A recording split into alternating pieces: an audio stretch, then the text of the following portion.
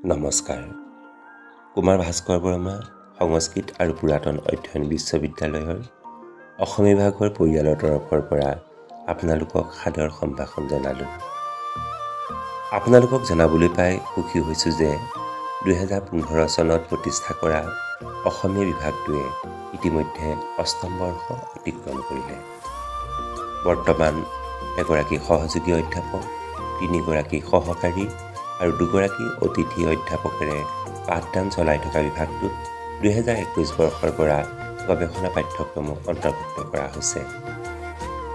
বিভাগৰ ছাত্ৰ ছাত্ৰীসকলৰ একাংশই নেট, স্লেট, টেট আদি পৰীক্ষাত উত্তীৰ্ণ হৈ অসমৰ বিভিন্ন শিক্ষানুষ্ঠানত কৰ্মৰত আৰু গৱেষণাৰ জলপানি লাভ কৰি গৱেষণা কৰ্মত নিয়োজিত হৈ থকাটো বিভাগটোৰ বাবেই গুৰুত্বপূৰ্ণ।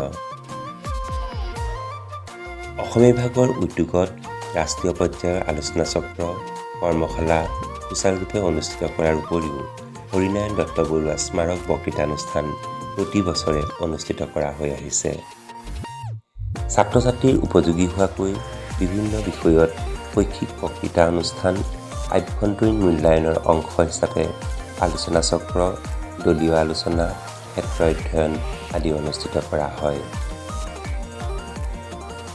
সাহিত্য অধ্যয়নৰ প্ৰতি ছাত্ৰ ছাত্ৰীসকলক আগ্ৰহী কৰাৰ লগতে তেওঁলোকক সৃজনীশীল দিশত বিকশাই তোলাৰ উদ্দেশ্যে বিভাগটোত সাহিত্য চৰ্চা নামৰ এখন মঞ্চ আছে।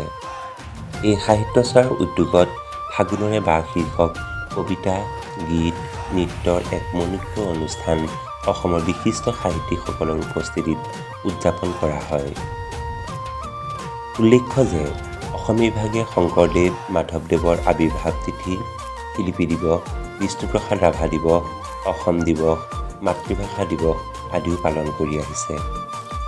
এই অনুষ্ঠানবিলাকৰ লগত সংগতি ৰাখি বিভাগৰ ছাত্ৰ ছাত্ৰীসকলে বাটৰ নাট প্ৰদৰ্শন আৰু বিভিন্ন সাংস্কৃতিক অনুষ্ঠান আয়োজন কৰি আহিছে।